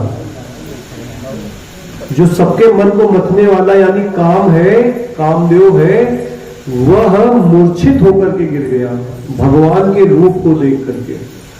भगवान श्री कृष्ण के रूप लावण्य को देख करके सबके मन को मथ लेने वाला वह काम मूर्छित होकर के गिरता। इतने सुंदर यह भगवान श्री कृष्ण, ऐसी सुंदर भगवान को, ऐसे करुणा वरुणालय भगवान को छोड़ करके अगर हम किसी और को भजें तो यह क्या हमारी अक्लमंदी कहलाएगी? यह हमारी बुद्धिमत्ता कहलाएगी? अगर रूप देखना ही है ना भैया, तो इस संसार के रूप को छोड़ करके श्री कृष्ण के रूप को देखो। उस रूप को देखो जिस रूप की दीवानी मीराबाई हो गई, उस रूप को देखो जिसकी दीवानी आज करमैती बाई हो रही है। क्या कहे, कहां तक कहे? वेद की श्रुतियां जिन्हें नेति नेति कह के बुखारती हैं। वेद कहते हैं कि हम में सामर्थ्य नहीं कि हम भगवान के रूप का गुणगान कर सकें, तो मुझ अधम की क्या सामर्थ्य कि मैं उनके रूप का बखान कर सकूं। कथा में पुनः प्रवेश करते हैं। करमैती बाई ने भगवान श्री बिहारी जी के सुंदर दिव्य विग्रह अपने पिता को दे दिए। पिताजी उन विग्रहों को लेकर के अपने गांव वापस आ गए और गांव जो इनका था, क्या नाम बताया था हमने? खंडेला। वहां आ गए। आज भी जब आप सीकर जिले के खंडेला गांव में जाएंगे तो खंडेला बिहारी नाम से वह भगवान आज भी विराजमान है। और वह जो इनके पिता पुरुषोत्तम जी थे, उनके ही परिवार के लोग उनकी सेवा पूजा आज भी करते हैं। कभी उधर राजस्थान की यात्रा सीकर होकर निकलिए तो एक बार दर्शन कीजिए। आज भी करमैती बाई के नाम का भंडारा प्रतिदिन उस मंदिर पे चलता है। तो वह करमैती बाई के पिताजी वहां से चले गए। अब जब इनके पिता वापस पहुंचे तो वहां का जो राजा था सिखावत, उसने पूछा पंडित जी क्या हुआ? पंडित जी जब यहां से गए तो उन्होंने राजा के दरबार में जाना छोड़ दिया। अपने घर के एक कक्ष में श्री बिहारी जी जो लेकर के आए थे वृंदावन से उनको स्थापित कर दिया और उनकी ही सेवा पूजा में दिन रात लगे रहते हैं। राजा ने कई बार भेजा लोगों को बुलाने के लिए, सबको मना कर दिया। तब राजा खुद आया, क्या हो गया? तो उन्होंने कहा, हे राजन, मैं धन्य हूं कि मुझे करमैती बाई जैसी पुत्री हुई। उसकी कृपा से मेरे ज्ञान चक्षु खुल गए। यह श्री बिहारी जी मुझे उसकी कृपा से प्राप्त हो गए हैं। अब तो बचा हुआ शेष जीवन इन बिहारी जी की सेवा में ही बिताना है। आप अपने पुरोहित कार्य के लिए किसी और को नियुक्त कर लीजिए। राजा को बड़ा आश्चर्य हुआ। एक पिता अपनी पुत्री को छोड़ करके कैसे वन में आ सकता है? और अब इनकी दशा दिशा बदल गई। उन्होंने कहा कि अगर आपकी आज्ञा हो तो मैं एक बार जाऊं उसको मना करके ले आऊं। उन्होंने कहा, आप प्रयास करके देख लीजिए। हमारी तो एक नहीं चली और हमारा यह हाल हो गया है कि अब हमें जित देखो तित श्याममयी है, भगवान के अलावा कुछ दिख ही नहीं रहा, हम क्या करें आपसे? वह राजा गया और जैसे तैसे वह करमैती बाई के पास पहुंचा। बहुत प्रकार से समझाने का प्रयास किया, उन्होंने मना किया। करमैती बाई के दर्शनों का लाभ यह हुआ, कुछ तो वृंदावन की पवित्र भूमि, कुछ श्री करमैती बाई के हृदय में भगवान का विशुद्ध प्रेम। उस राजा का भी मन बदल गया। उनको लाने की जो हट उसके हृदय में थी वो छोड़ दी और वो इनकी सेवा के लिए कहने लगा, बताओ बेटा मैं तुम्हारी क्या सेवा करूं, कुछ तो ऐसा मुझे आज्ञा करो कि मैं कुछ आपकी सेवा कर जाऊं। हम आप होते तो क्या करते हैं, कहते हैं बढ़िया महान बनवा, वो यहीं रहते हैं। इन करमैती बाई ने हर प्रकार की सेवा लेने से मना कर दिया। बहुत प्रार्थना करने पर जब राजा उनके पैरों में अपना मस्तक रखकर गिड़गिड़ाया, उन्होंने कहा कि अगर आप कुछ करना ही चाहते हैं तो यहाँ वृंदावन का जो जल है वह खारा पानी है। आप लोग कभी देखें तो वहां का पानी आप जब प्रयोग करेंगे तो खारा है। तो कहीं अगर संभव हो सके तो यहाँ खोज करवा के मीठे जल का कुआं एक खुलवा दीजिए, मतलब जहां मीठा जल मिलता हो। तो राजा ने एक कुआं खुलवाया। रंग जी मंदिर से थोड़ी दूरी पे वह कुआं आज से 25-30 साल 50 साल पहले तक देखने को मिल जाता था। उसे करमैती बाई का कुआं कहा जाता था। और एक उसने जो है घास फूस की झोपड़ी इनके लिए बना दी। राजा लौट आया। पहले तो पेड़ों से गिरे हुए पत्तों का सेवन करके इन्होंने भजन किया, फिर उसके बाद सिर्फ यमुना जी का जल पी करके इन्होंने भजन किया। उसके बाद फिर कुछ समय बाद इन्होंने जल का भी त्याग कर दिया। कई दिन तक बिना जल और बिना अन्न के ये पड़ी रही, भगवान के ध्यान में निमग्न। एक दिन भगवान एक साधु का वेश लेकर के आए, और साधु का वेश लेकर के आए और साथ में अपने भोजन की सामग्री लाए और इनको उठाने लगे कि करमैती उठो, मैं यहीं पास में रह के भजन करता हूं, मैंने देखा कि तुमने कई दिन से कुछ खाया नहीं है, मैं तुम्हारे लिए भोजन लाया हूं, इसे भोजन स्वीकार कर दो। पहले तो करमैती बाई कुछ बोली नहीं, काफी देर तक जब उन्होंने आग्रह किया तो करमैती बाई ने कहा कि हे महात्मा, अगर खिला सकते हैं तो मुझे ऐसा भोजन खिलाइए जिसको खाने के बाद मेरी जन्म जन्म की भूख मिट जाए, फिर मुझे कुछ और खाने पीने की इच्छा न रह जाए। भगवान रूपी साधु कहते हैं, एक बार उठो तो नेत्र तो खोलो, इसको ग्रहण तो करो। और वैसा ही हुआ। शास्त्रों में वर्णन आता है कि भगवान के द्वारा लाए गए उस दिव्य प्रसाद को पाने के बाद कितने वर्षों तक करमैती जी रही, इसका तो वर्णन नहीं है, लेकिन उसके बाद फिर कभी उनको अन्न और जल की इच्छा नहीं उत्पन्न हुई। भगवान का दिव्य स्पर्श पाया तो उनके शरीर में जो रुग्णता थी सब जाती रही, वह चैतन्य हो गई और अपने जीवन के अंतिम सांस तक श्री धाम वृंदावन में रह करके श्री प्रिया प्रियतम का भजन किया। उनका जब अंत समय आया तो किशोरी जी राधा रानी और उनकी सभी अष्ट प्रधान सखियों के सहित श्याम सुंदर आए, उनको दर्शन दिया और उनको अपनी नित्य लीला में प्रवेश प्रदान किया। बोले श्याम सुंदर श्री कृष्ण भगवान की, श्री करमैती बाई की जय। ऐसा यह करमैती बाई का पवित्र चरित्र था। पूर्व की कथा में हमने बिल्लू मंगल जी की कथा में श्रवण किया था कि कैसे हम कुसंग में पढ़ करके वह बिल्लू मंगल जी का पतन हो गया, और आज की कथा में हमने सुना कि माता पिता के द्वारा प्राप्त संस्कार की कारण छोटी आयु में करमैती बाई ने उस भगवान के प्रेममयी भजन को करके उस दिव्य और परम पद को प्राप्त किया, जो अनंत जन्मों तक तपस्या करने के बाद बड़े बड़े ऋषि महर्षि मुनियों को भी नहीं मिलता है। उन्होंने बहुत ही कम आयु में उस परम पद को प्राप्त किया, भगवान के प्रेम को प्राप्त किया और भगवान की नित्य लीला में उनका प्रवेश हो गया।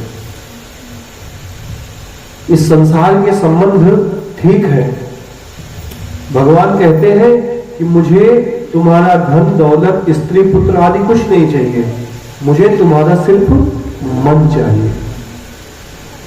भगवत गीता के 18 अध्याय लगभग 500 कुछ श्लोक भगवान से अर्जुन को समझा रहे हैं, और उसके बाद अर्जुन से कहते हैं सर्वधर्मान परित्यज्य पादमेकम। क्या है सर्वधर्मान परित्यज्य? श्लोक याद दिलाइए।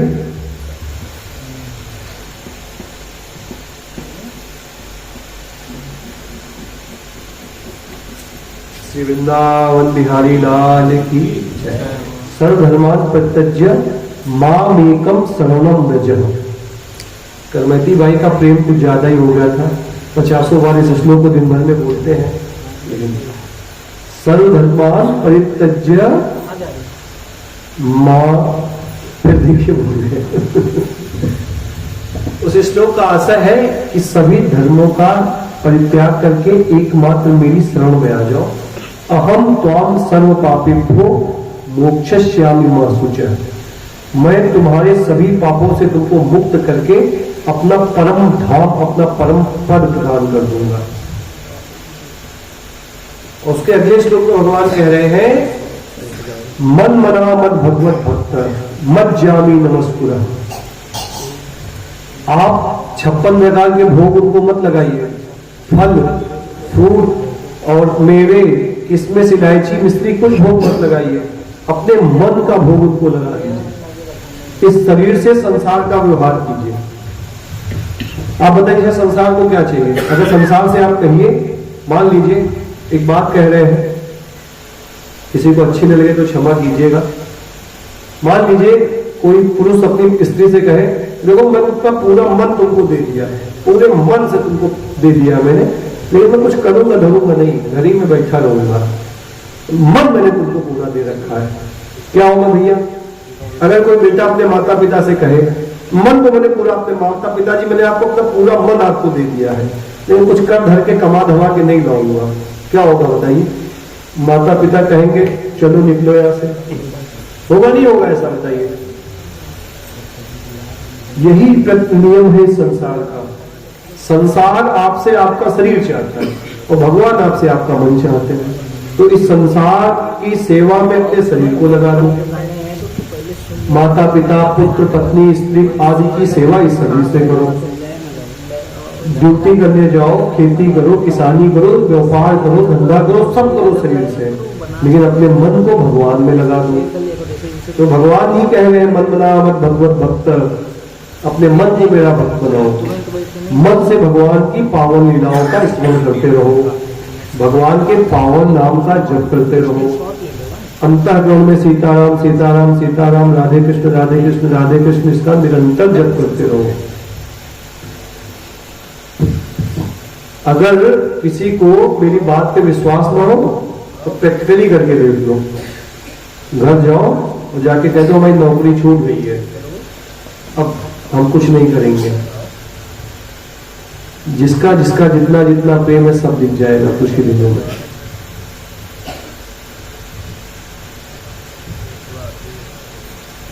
यह संसार शाश्वत दुखालय है, यहाँ यह दुख का घर है, यहाँ सुख की कामना करना यह बुद्धिमता नहीं है। इस शरीर में रहते हुए, इस शरीर से संसार की सेवा, माता पिता स्त्री पुत्र आदि की सेवा करते हुए अपने मन को भगवान में लगाइए। यथासंभव समय निकाल करके भगवान के नाम का जप कीजिए। भगवान कहते हैं कि मुझे ऐसा नहीं होना चाहिए, ऐसा नहीं होना चाहिए कि हम सबका कर लेंगे उसके बाद भगवान, नहीं, भगवान को प्रथम रखिए। इस मामले में भगवान बहुत, उसे क्या कहते हैं, मतलब बहुत ज्यादा जो है स्वाभिमानी है। वो हमेशा, एक अंग्रेज है उसकी एक लाइन मुझे याद आ रही है, वो कहता है God always like first place, पहला स्थान चाहिए। ऐसा नहीं कि सबका करने के बाद हमारा, और बहुत सहजता से उनको आप पसंद कर सकते हैं। जैसे आपको कोई बीमारी हो जाए और बीमारी होने के बाद आपको कोई औषधि दी जाए, लेकिन वो औषधि जो आपको चाहिए वही है, लेकिन वो एक्सपायर कर चुकी है, एक्सपायर हो गई है, तो क्या वो दवा काम करेगी? ऐसे ही इस कलयुग में जो पूर्व के बताए गए साधन थे, सतयुग में ध्यान, त्रेता में यज्ञ और द्वापर में बड़े बड़े भगवान के अर्चा विग्रह की स्थापना करके उनकी पूजा करना, सेवा करना, यह सब एक्सपायर हो चुके हैं। ये है तो परम दवाई, औषधि, परम औषधि है, लेकिन इस युग के लिए नहीं है, इसका समय जा चुका है। इस युग का समय क्या है? हरे नाम ही केवलम। कलाओ नाचते हो नाचते हो नाचते हो करके देखा। हमने कल भी बताया था, इसका अर्थ होता है कि इस कलयुग में भगवान के पवित्र नाम का जप, नाम का जप ही एकमात्र साधन है। इसके अलावा कोई और साधन नहीं है, नहीं है, नहीं। और ये सबसे सहज और सरल भी है, हर व्यक्ति इसको कर सकता है। हर व्यक्ति सीताराम बोल सकता है, हर व्यक्ति राधा कृष्ण बोल सकता है। मैं इस व्यासपीठ पे बैठ करके अपने आचार्यों की बात को साक्षी रख करके, वेद पुराण और उपनिषदों की बात को साक्षी रख करके आपसे यह वादा करता हूं कि अगर आप निष्ठा पूर्वक निरपराध हो करके भगवान के पावन नाम का जप करते हैं तो आपको निश्चित ही इसी जन्म में भगवत प्राप्ति हो जाएगी।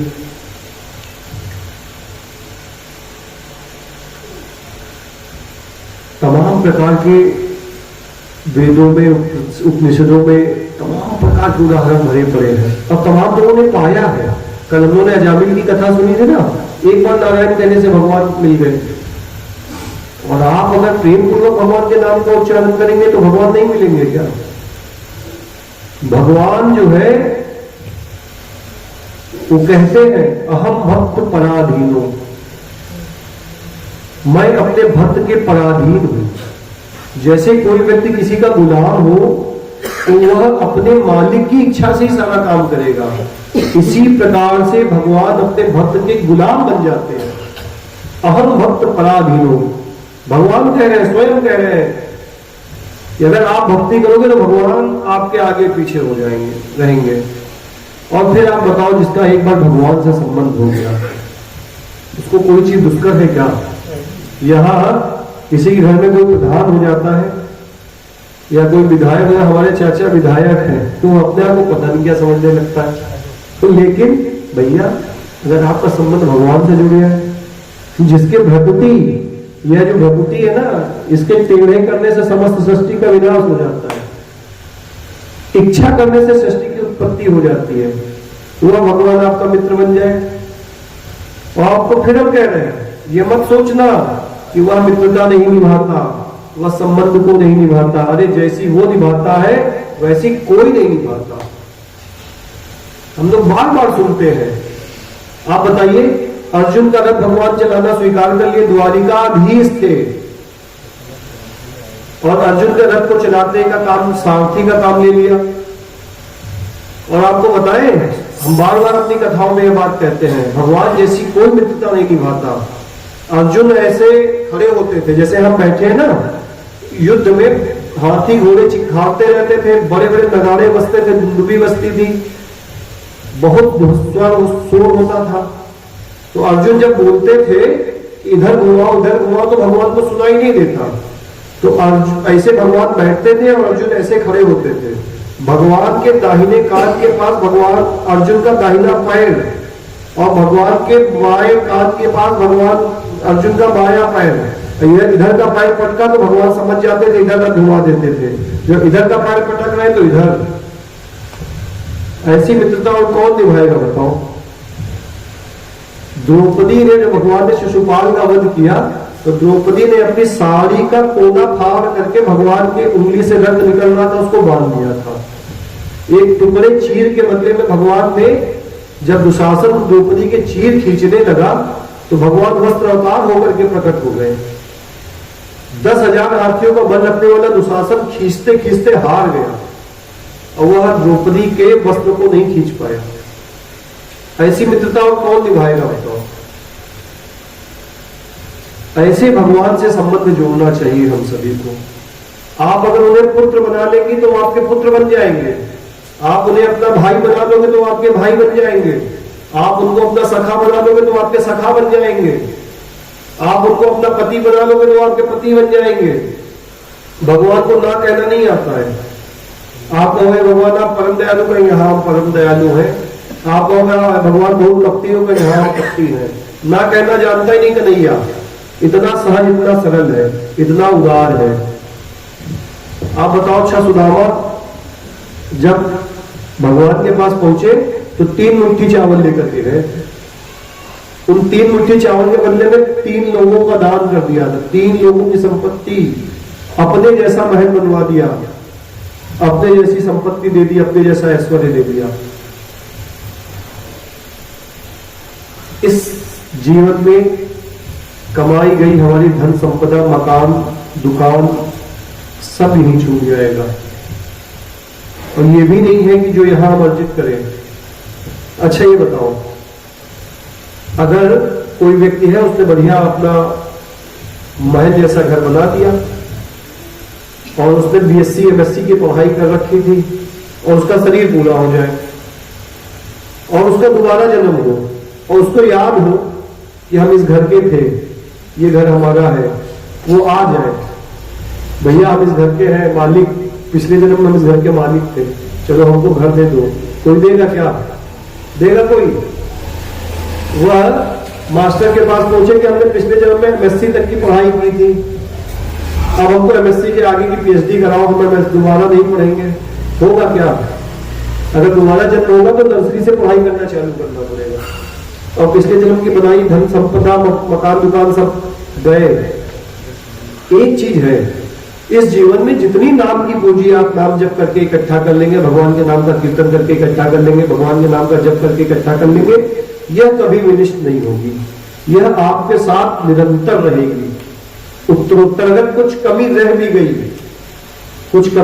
भी गई, जैसे हम लोगों ने बिल्वमंगल जी की कथा में सुना, वो सन्यासी थे, दूसरे जन्म में पूरी करेंगे भगवान और वहीं से देंगे जहां आप छोड़ गए थे पिछले जन्म में। इसलिए भैया आपके यहां आए हैं, 3 दिन से आपको कथा सुना रहे हैं, अब हमारी मांगने की बात है और आप लोग से मांग रहे हैं। अगर दे सकते हो हमें तो यही दो कि आप सब संकल्प करो कि हम प्रतिदिन अपने घर में कुछ समय निकाल करके भगवान के नाम का जप करेंगे, अपने परिवार के साथ बैठ करके थोड़ी देर हम कीर्तन करेंगे। माताएं बहनें अपने घर में जो भी भोजन बनाए वह ऐसा भोजन बनाए कि जो भगवान को अर्पित किया जा सके।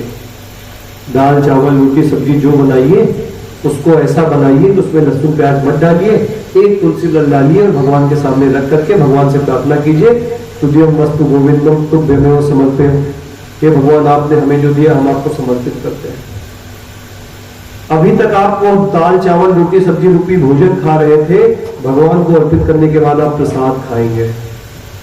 आपके और आपके पूरे परिवार की मन की स्थिति, शरीर की स्थिति, घर की स्थिति सब बदलना तो शुरू हो जाए तो आप हमसे कहिएगा कि आप क्या कह गए व्यासपीठ पे बैठकर। 2 चीजें आप हमें दक्षिणा में दीजिए। पहला तो ये संकल्प लीजिए कि हम अपने अपने घर में भगवान की फोटो ही रखिए, उसकी आरती पूजा कीजिए, उसको भोग लगाइए, सुबह शाम उसके सामने बैठ के थोड़ी देर भगवान नाम का कीर्तन कीजिए और थोड़ा समय निकाल करके सुबह सो के उठ जाइए, स्नान कर लीजिए। घर में अगर तुलसी जी का पौधा है तो तुलसी जी के पौधे के सामने, भगवान का कोई चित्रपट है तो उसके सामने बैठ करके भगवान के नाम का जप कीजिए। 108 मंत्र की एक माला आती है। एक माला जप करने में अगर आप महामंत्र का जप करते हैं हरे कृष्ण कृष्ण कृष्ण हरे हरे, हरे राम राम राम हरे हरे, तो आपको एक माला करने में 8 मिनट लगते हैं। भगवान ने हमको 24 घंटे का समय दिया है एक दिन में, तो क्या हम 24 मिनट का समय भगवान के लिए नहीं निकाल सकते? प्रयास कीजिए, हमें दक्षिणा में आप यही दीजिए कि हम 24 मिनट भगवान के लिए देंगे, 4 माला का हम जप करेंगे। और अगर कहीं ऐसा नियम ले ले कि हम ये 4 माला जप करने के बाद ही कुछ अन्न या जल ग्रहण करेंगे, तो आप देखेंगे संत कहते हैं नेम ते प्रेम, प्रेम ते नेमा। जब आप अपने नियम से प्रेम करेंगे तो आपका भगवान से प्रेम हो जाएगा। आपको हम ये नहीं कह रहे कि आपको धन संपत्ति वैभव मिल जाएगा, ये तो बहुत तुच्छ वस्तु है भगवान के प्रेम के आगे। सारे संसार के मालिक के आगे 1 किलो 2 किलो आटा दाल चावल गेहूं या 1 किलो 2 किलो सोना चांदी के लिए रोने का क्या मतलब है? भगवान से भगवान को क्यों नहीं मांग लेते हो? जैसे कोई बालक का जन्म किसी बड़े धनाढ्य परिवार में हो गया, किसी अच्छे घर में पैदा हुआ, लेकिन किसी कारणवश वह उस घर से अलग हो गया और वह गरीबों की बस्ती में किसी गरीब के यहाँ रहने लगा जाकर के। अब उनके बीच में रहते रहते वो अपने आप को गरीब ही मान रहा है, एक वक्त की 2 वक्त की रोटी बड़ी मुश्किल से उसको मिल रही है। लेकिन एक दिन अचानक किसी की निगाह उस पर पड़ गई और उसने देखा, वो पहचान गया, अरे ये तो फलाने राजा या फलाने सेठ का लड़का है। उसको ले करके गया और राजा के यहाँ या उस सेठ के यहाँ पहुंचा दिया।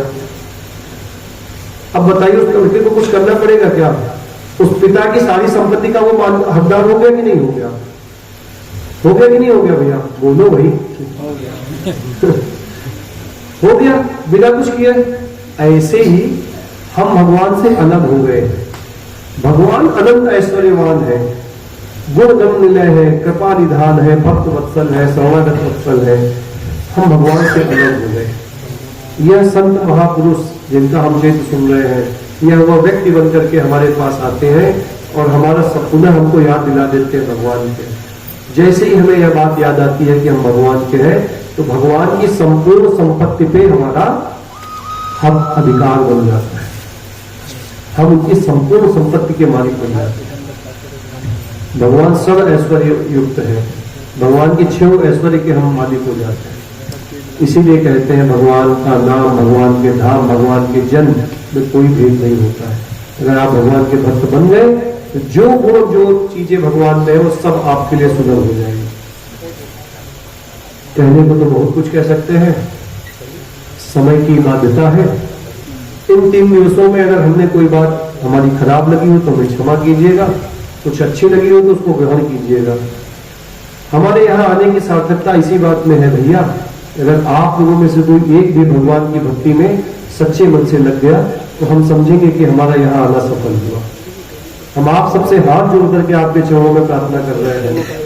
बहुत मुश्किल से यह मनुष्य शरीर मिला है, इसको नष्ट ना होने दीजिए। इस शरीर में रहते रहते भगवान की प्राप्ति कर लीजिए, कुसंग का त्याग कर दीजिए और भगवान के पवित्र नाम का आश्रय ले लीजिए।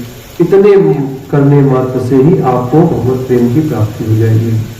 श्री वृंदावन बिहारी लाल की जय। कीर्तन कर लीजिए या कोई भजन गा लीजिए, 5 मिनट का कर लीजिए। बहुत देर से सब इंतजार कर रहे हैं।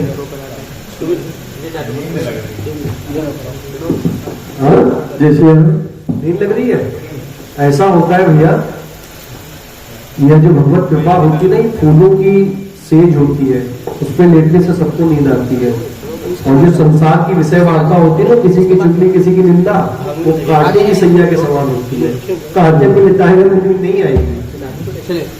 फूलों की सैया को नींद आती है क्योंकि चित्त निर्मल हो रहा है ना, चित्त की कलुषता जा रही है, नींद आ जाती है। अच्छी बात है, कोई बात नहीं, इसका कुछ ऐसा दोष नहीं है। तो वृंदावन बिहारी लाल की